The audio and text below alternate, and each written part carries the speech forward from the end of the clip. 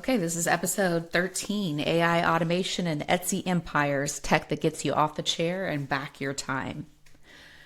Clinicians are using AI and automation to work smarter, not harder. From Etsy Empires to AI note-taking, this is your no-fluff guide to the tools and tech traps shaping the future of freedom. So as promised, guys, this might just be one of my favorite episodes to film of the year, of my life maybe. And hopefully some of yours too.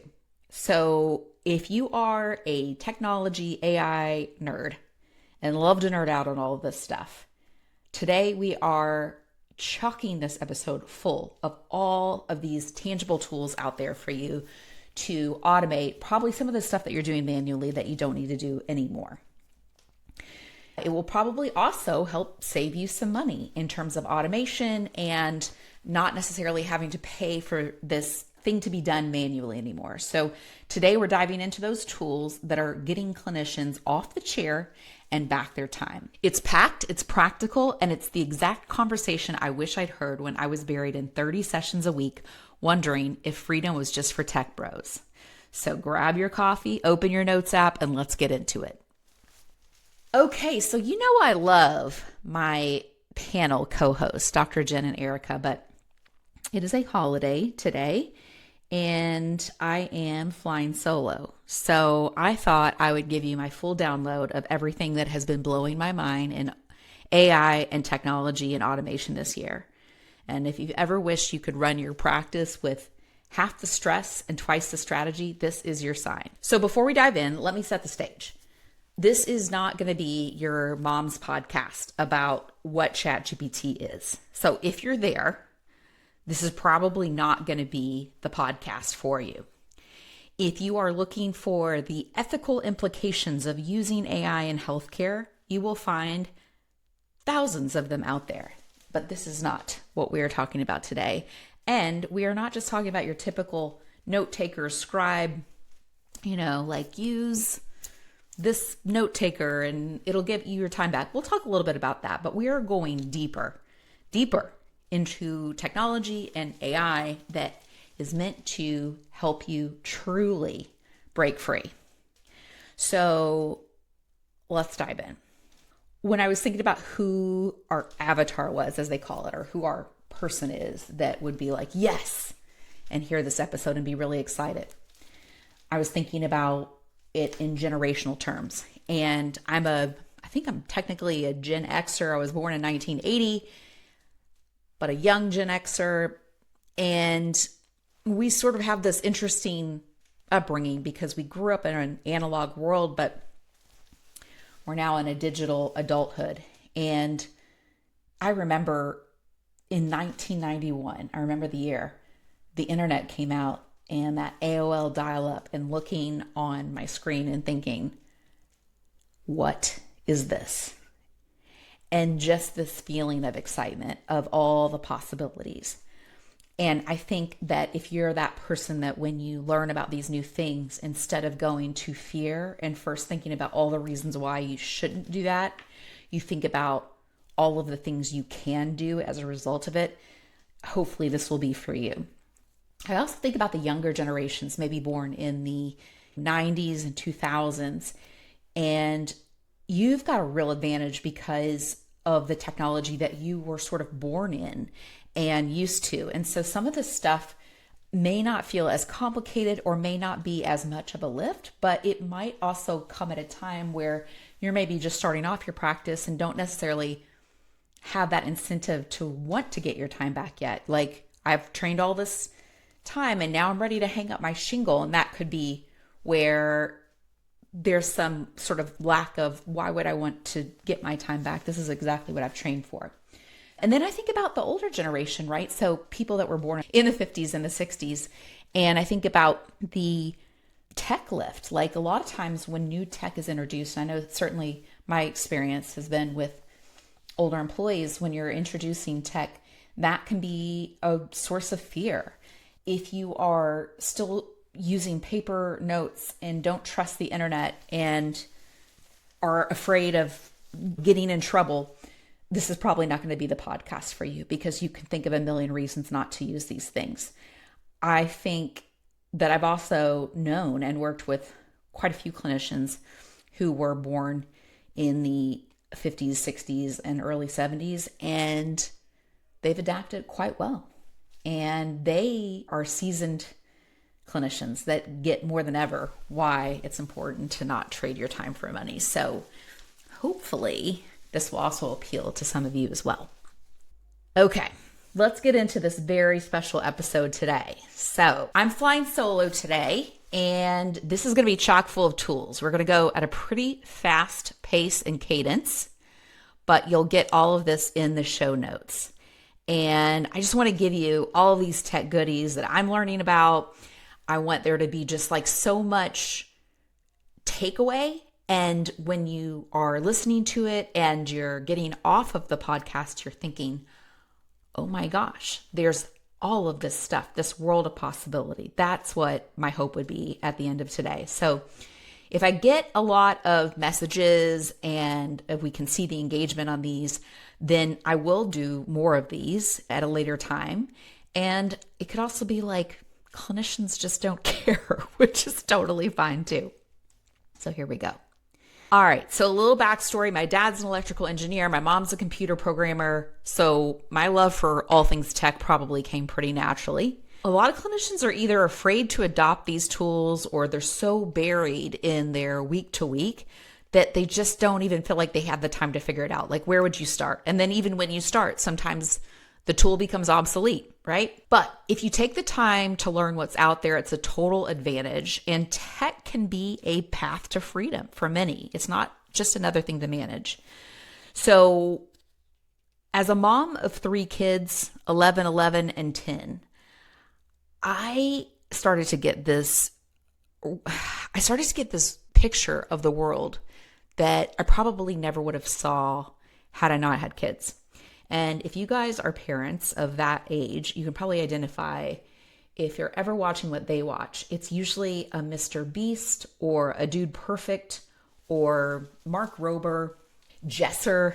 I watch these guys and I'm like, what are we doing as a generation? We are trading our time for money. And especially when you get a check from one of these insurers for $63 and you fought hard for that check. You had to get a prior authorization and you had to send a paper claim form because it was a corrected claim. And then I watch these guys that are all sitting around playing with their best friends, shooting a basketball from 30 feet in the air. Like, oh! And they get 1 million views, sponsorships, and they're basically getting paid to do what they love. It's hard not to get a little resentful. And so I cut to the other day, I am literally looking for an envelope, a stamp, to print out a HCFA form because a certain insurer only takes a paper form when it needs to be corrected. And that kind of stuff drives me absolutely insane. I'm not suggesting that everybody should become YouTube stars, nor am I suggesting that you should just give up your practices altogether. But what I am saying is that there are so many tools out there that allow us to leverage our expertise in a way that we were never able to do before. And in a way that could be really fun and freeing, and not in a way that you're just impacting one person hour by hour and capped by the number of hours you can work in a day. So that's really the motivation behind this is stupid Jesser and Dude Perfect. All right, so let's get into it. We are hands down the most overworked helping profession. I mean, that there's no argument there. We are treated like the redheaded stepchild of healthcare. We carry some of the heaviest administrative burdens wrapped in some of the strictest regulations, all while working with the most emotionally volatile people out there. So because we're in mental health, we're expected to hold space for everyone, even when we can't stand up for ourselves. We can stay quiet, afraid that speaking truth will be called a HIPAA violation, while our clients can take to social media, roast us publicly because they didn't like their diagnosis. And as a testing psychologist, trust me, we get it the worst. It's one thing to help someone over time and build that therapy relationship with them. But when you have a acute interaction with a patient where you're just performing a service, whether it be a custody evaluation or psychological testing, there's much less skin in the game in terms of keeping that relationship. Psychologists can take it pretty hard from the patients out there. And then it's also difficult to respond. Clinicians lose an average of 8 to 10 hours a week to admin work that software can handle these days.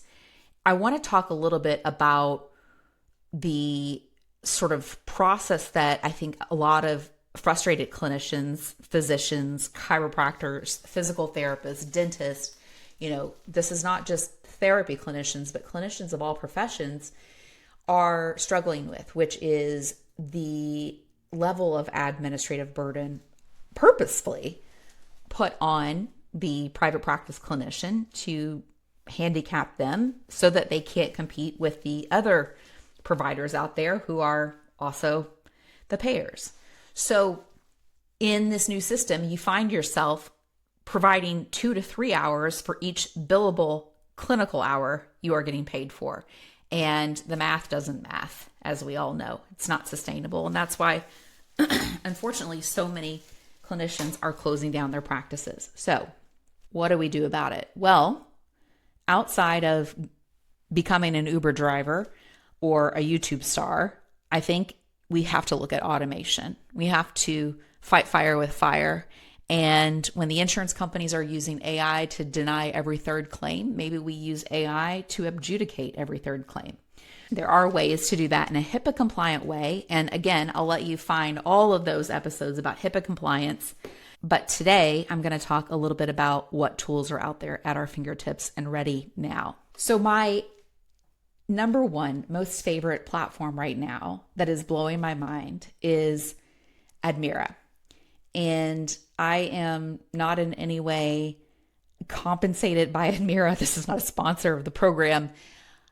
At one time, I was beta testing for them, but I have since sold that practice and I'm using it in another practice. So Admira is essentially, if you've used Asana or Trello or any of those other project management tools, it's that, but HIPAA compliant. You can get Asana to be HIPAA compliant, but you're having to pay for an enterprise level of Asana, which is oftentimes not affordable for clinicians. So Admira makes it affordable. It's made by a mental health clinician, and it is amazing, especially for someone in my field who does the testing that needs to see a patient at every single stage of the process, from intake to prior auth to testing to feedback.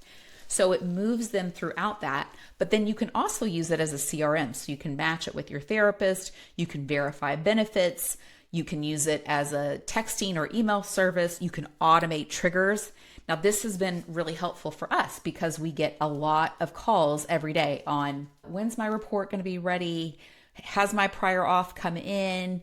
Do I have a balance? That sort of thing. And in Admira, you can create triggers so that each time you move a patient through in the column, the next column, it triggers an alert to that patient, letting them know you've been moved to this column, or you have no outstanding balance, or your report has been sent, or any number of things that you can think of. So you can customize it to work. I love it. And it does integrate with some EHRs. So we use Simple Practice that integrates with Simple Practice, and I think a couple others there. So it is just phenomenal. I will say that the SMS system did take about 3 to 6 months to get working. So that was not fun. And for a while, I felt like, I don't know that we're going to be able to use this, but it did finally work. And you are able to integrate those forms in your website. So even better, when a patient fills out a form, it automatically pre-populates in your pipeline. So as you can see, it will start to take away some of the manual automated labor that we've been paying for so long for a practice manager to take that phone call, put the patient in the queue, and move them along manually and having to oversee each individual one.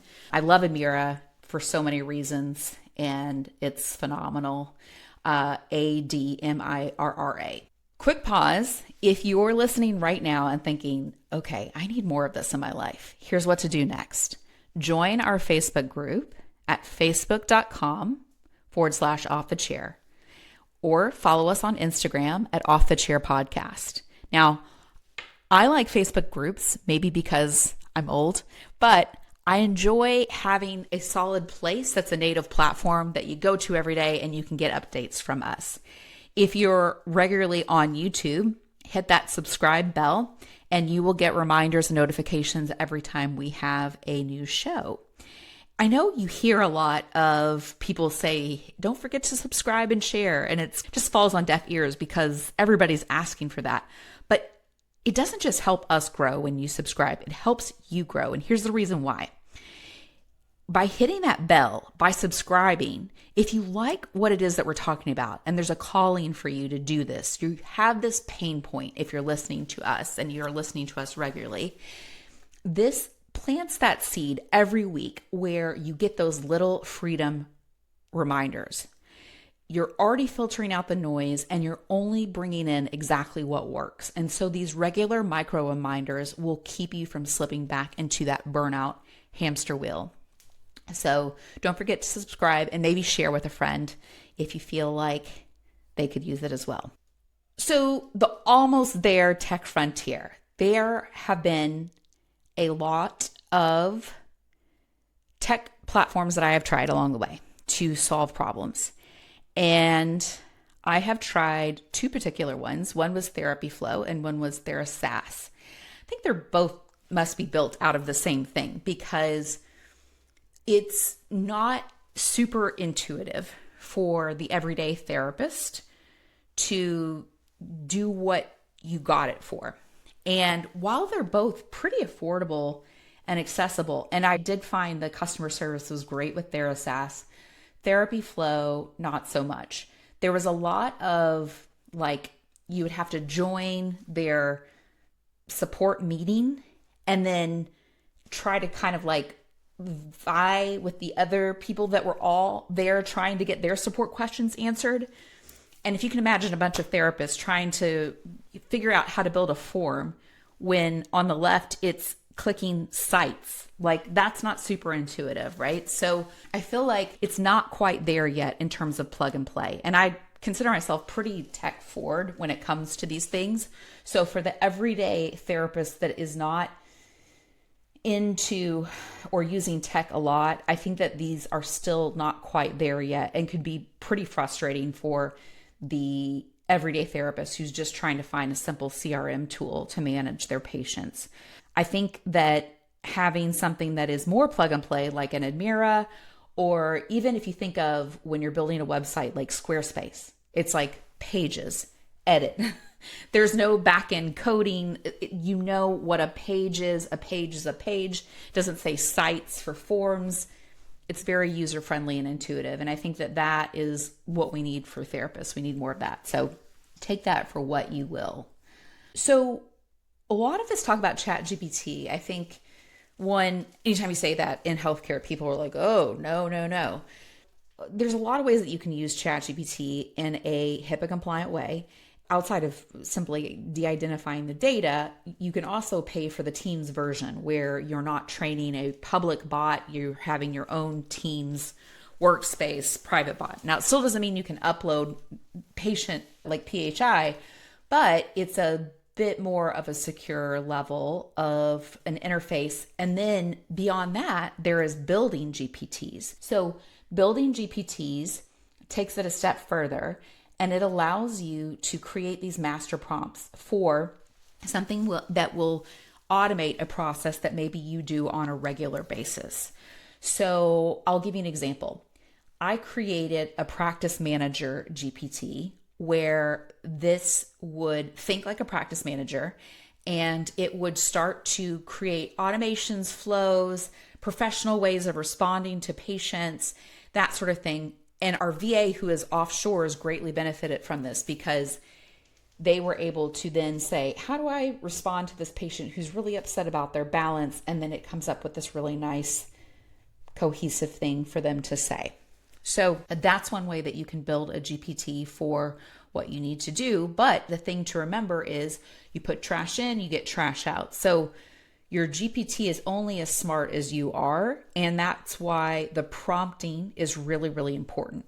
So I used to hear this a lot, prompting, and what does that mean? I don't know how to prompt something. I'm not a coder. And so I just kind of ignored it really for a long time. And then I realized you can use ChatGPT to create your master prompts for you. When you go into ChatGPT and you say create, you can create your own GPT. And before you do that, you can say to ChatGPT, I want to build this thing, this GPT that acts as a practice manager for my practice. And it's able to professionally talk about what it is we do. And we do X, Y, and Z, like we do EMDR work, or we see children and teens. We're in Michigan, that sort of thing. Can you help me write a master prompt that will help me do these things? Okay, it will write that master prompt. And you can even say, am I forgetting anything that should be included in a practice manager?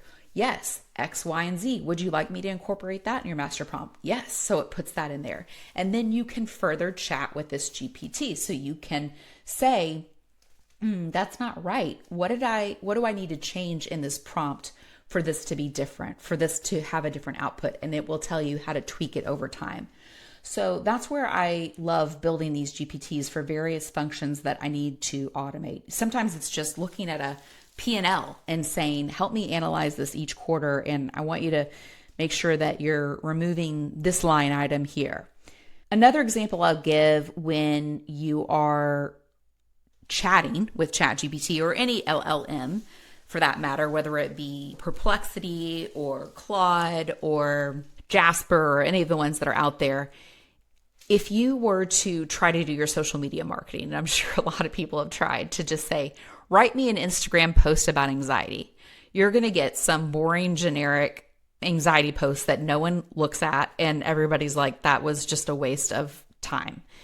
But if you tell it, write a 150-word Instagram caption about anxiety that sounds like a Gen X testing psychologist who's sarcastic, witty, smart, compassionate, and tie it to the concept of burnout from over-documentation. Now you're giving it flavor.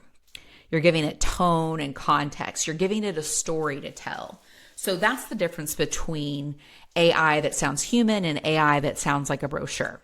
Let me back up for a second and just sort of answer what a GPT actually is. So GPT stands for Generative Pre-trained Transformer. And that's just tech speak for a language model that's trained to predict and generate text. So I remember back in the day, I would try to use it for recommendations. And I bet it's actually better than it was. But I would say, help me find 5 therapists in the Orange County area that do EMDR. And it would just hallucinate and make up random therapists. And so it's really important to understand which LLM you're using and what that's particularly for. And I can do another one on the differences. I can also create like a little cheat sheet on the differences, but Claude I typically use for better, more sophisticated language, Perplexity for things that perplex me. And I'm like, how would I do that? And then ChatGPT, the different models there I use for everyday stuff, all day, every day. The practice manager GPT, let's talk about this for a second. So you train it by feeding it.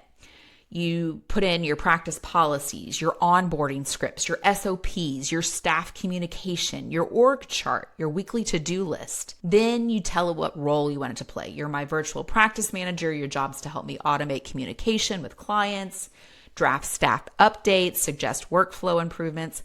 Now, every time you go to open up ChatGPT, you can just say, hey, check this draft email to a client about late payments, and your custom GPT will answer in your tone. So it's like hiring an operations assistant who never forgets your voice and doesn't need PTO.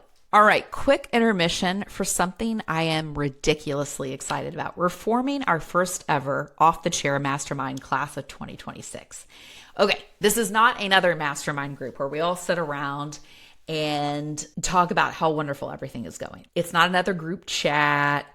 It's not another social hour. It is a working lab for clinicians who want to build real scalable freedom brands.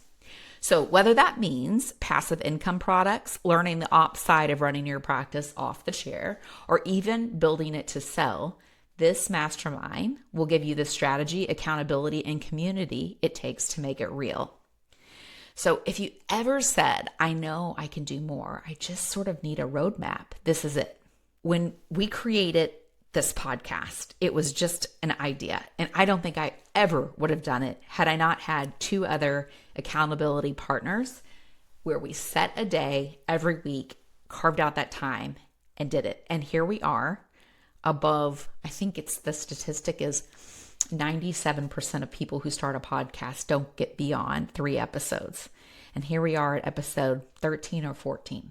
Right? So these groups become accountability for you to carve out that space for yourself. And I promise you, you will see a huge ROI in your investment in the program in just the passive income products alone that you learn to make and the time that you get back. So head to offthechairpod.com/mastermind to learn more and apply. Also, it is on our Facebook group at Off the Chair. Back to the show. If you would like to go down the rabbit hole yourself of all things that are out there, a couple people I love listening to on YouTube, and I'll just have it playing in the background, is Greg Eisenberg. He's always got a startup idea that's just amazing. And he is the inventor of, I believe, latecheckout.com, and I'm sure a bunch of other things. And the way that they use AI and automation and are sort of always on the pulse of things, that's the way that you can really use arbitrage in a niche field like ours.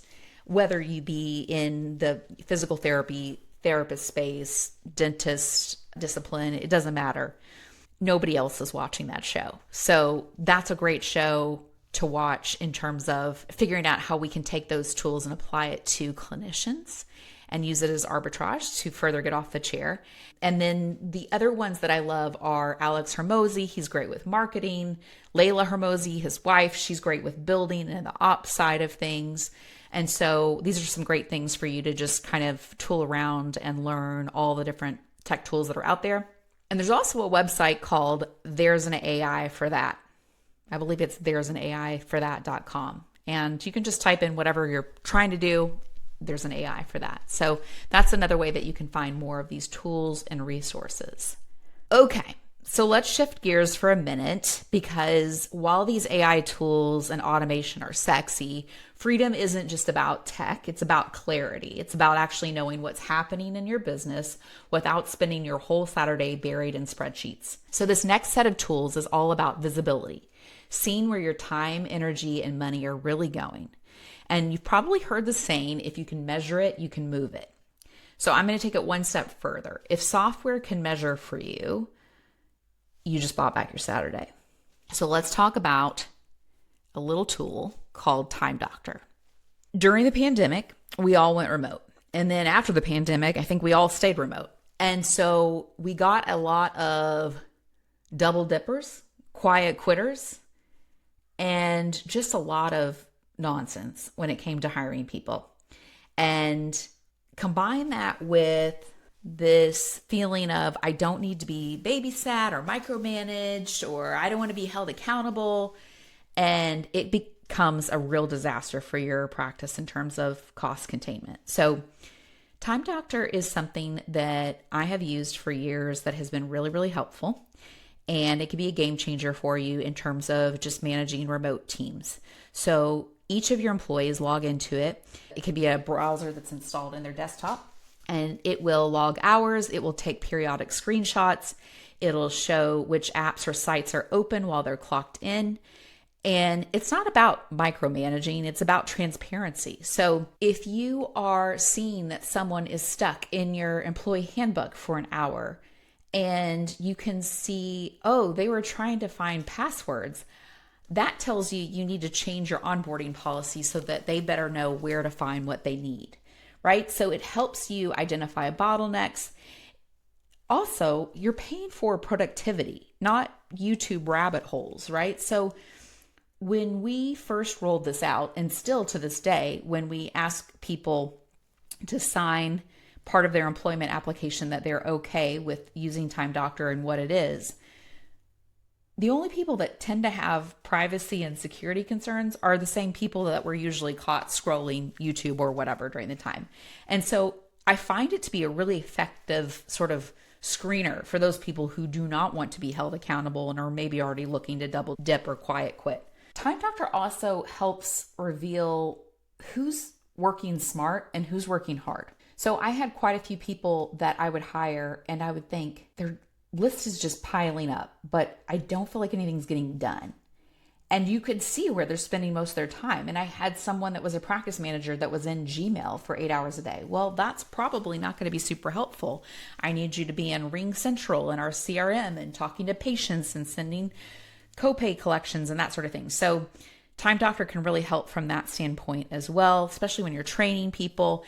And it can also be great for you too, when you're wanting to know where your time is being spent and doing your own time studies. The next tool is Turquoise Health. This is a tool for transparency, and it helps you to learn about what your competitors are being paid in your area. So I want to get out of this fear mongering that has been spoon-fed to clinicians for decades, likely put in place by the very payers who benefit from keeping us flying blind, which is you're not supposed to discuss rates and it's antitrust and all of this. CMS in 2021 came back with a requirement. So this is now almost 5 years ago, where every hospital and payer was supposed to publish their rates publicly. And of course, technically they did. They complied in the most predictably annoying way possible by dumping millions of lines of data in formats that look like the Matrix threw up. So it's full of codes, spreadsheets, cryptic file names that no human could make sense of. That's where tools like Turquoise Health comes in. So Turquoise takes all of that intentionally obfuscated data and it will translate it into something that you can actually use. Clean, searchable payer rate information. So you can go there and search by CPT code, you can search by area code, and you can look at cash pay rates versus in-network rates, and it's really, really helpful. I'm sure there's a million other platforms like it, but that was the one that we use, especially when it's time to go up for renegotiation with our insurance contracts. We use Turquoise Health. In terms of other transparency tools for CPT codes, what others are getting paid, that sort of thing, you can always go to data.cms.gov. This is the raw stuff, the federal database where you can technically access all hospital and payer files if you're fluent in spreadsheet. Ribbon Health, it's used more by larger organizations, but it does offer some API-driven healthcare pricing and directory data. And Clarify Health and Healthcare Blue Book, they both provide comparative pricing insights.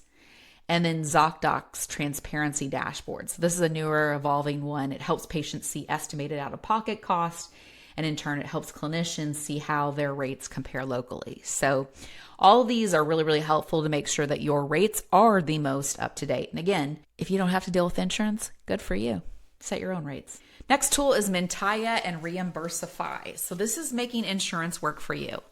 One of my pet peeves, one of my many pet peeves about insurance is that they have made it so difficult and frustrating to actually reach a human there that the clinicians have become their vicarious employee. And wouldn't it be nice to say, we're actually out of network with your insurance, but here's a super bill or, a receipt for our services. And here's a couple tools you can use to submit the claim. Simply walking through the client through, and you could even make a Loom video on your website about Mentaya or Reimbursify and how simple it is to get reimbursed. I actually have used both of these tools myself because sometimes submitting a claim through your insurance can be just as frustrating as it is when you're a clinician. And so Mentaya and Reimbursify, I'm sure for a small fee, will help that process be just so much easier for your patients so that you don't have to deal with the claims process and they can deal with that. Another tool I love, the Productive Therapist Directory by Uriah Guilford. This thing is genius. I love that there are so many therapists that you can see on there and all the different things that they're doing. Talk about getting off the chair, looking at all these different therapists and seeing that there's some out there that don't do traditional therapy work anymore. There are social media marketing for people. They're writing copy for people. They're doing Etsy empires. They're helping you streamline your practice. And so the Productive Therapist directory tool, if you've not used it, it's a free resource and it's absolutely amazing. I love it. It's fantastic. Go check it out.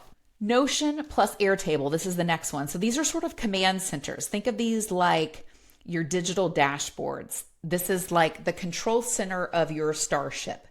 And you can use Notion to track everything from your content calendars to client pipelines to CEU requirements. I use mine kind of like a brain dump. So everything lives there. Our podcast productions, guest tracking, social media scheduling, all the various ventures that I've got my hands in live in Notion.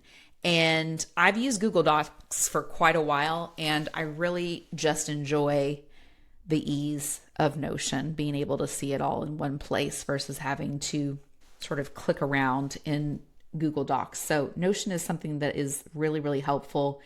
Airtable, on the other hand, it's more like a relational database with superpowers. So it lets you track practice metrics, referrals, revenue, cancellations, retention, and it will visualize them for you in charts and dashboards without needing some Excel training course. So the point isn't just organization with these, it's insight. And when you can actually see what's happening in your business at a glance, you can make better decisions faster. So I think most practice owners, unless they have somebody that knows how to do this for them, you're having to tap into every single aspect of your business all week to make sure that all systems are go. And this gives you that executive dashboard that every CEO needs. Last tool I'll give for today is Loom. I love Loom, and Loom has helped me so much in avoiding so many meetings. I don't enjoy a meeting, especially when it could have been said in an email. And so Loom helps you get so much time back. It allows you to share your screen as you're teaching whatever it is that you're doing. Let's say it's an SOP in your practice, or it's how to find a certain thing. And so you can film your screen while doing this, and then the AI transcribes what it is that you are talking about. It even will edit out your uhs, your ands, the silent parts and things like that, so that it will then create an SOP for you. So you have a handwritten SOP. It's a great, great tool for training. I have had so many of the same training calls when I'm training a report writer or a new clinician on where to find things. And I started using Loom to just record those onboarding sessions. And now I have this SOP that we can refer people to immediately when they're onboarding, and it's all cohesive. It's all the same. Everybody's getting the same information. One more tool. Now, I said I wasn't going to talk about scribes because there's a million scribes out there, but I will say I have used NoteZap AI for a long time. And again, none of these tools do I have any skin in the game with. I have no affiliation. These are just things that I like. But NoteZap has been amazing for us, not just because it transcribes what we say. And believe me, that's great because you are able to just sit with a client and have an interaction with them and not have to worry about frantically writing everything down. But sometimes it hears things that we forget or that we don't hear. And in NoteZap AI, you can customize the outputs. So this is where it's especially helpful for testing psychologists and just clinicians in general who have to get prior authorizations, or we need to send out a quick coordination of care note. Let's say a psychiatrist is trying to figure out what to prescribe a patient. They can't wait for a final report to be done, but they need to know. This can produce all of that really quickly from that one intake. So when we meet with a patient, we will then have NoteZap going. Of course, the patient signs their consent, all that they know that we use this. And then it creates this transcript. And you can create these little sort of GPTs within each note that spits out medical necessity information. So it can say, show that this patient has not tried testing as the first form of intervention, show that this patient's symptoms are not the result of substance abuse.